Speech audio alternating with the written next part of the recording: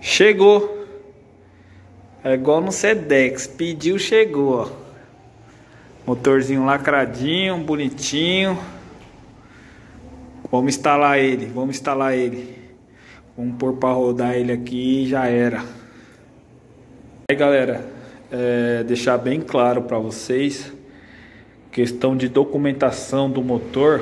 Pode ver o lacre aqui, ó, do Detran. Tem um lacre também no cabeçote. E esses lacres aqui, ó, é garantia do vendedor, tá bom? Então, questão de documentação, sai tudo no nome do cliente, tá bom? Deixando bem claro, dá para você cadastrar tranquilo no seu documento aí, ficar certinho. Questão de nota fiscal, essas coisas, velho, pode ficar tranquilo. E é só chegar e pôr. Vai no despachante lá, os caras tem todas as tramóias deles lá, tá bom?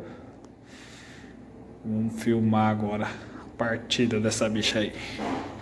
Aí, galera, ó, motorzão no quadro, top, motinha montada. Se liga na partida, ó, só encosta, ó.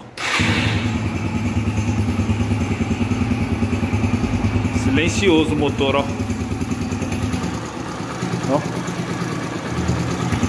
Motorzinho filé, hein? É isso aí. Tá aí. Acaba por aqui a novela da YBR. Se prepara aí, galera, pro próximo capítulo aí. Qual que vai ser a próxima novelinha aí? Falou, obrigado, hein? Valeu aí, ó. Fica com Deus.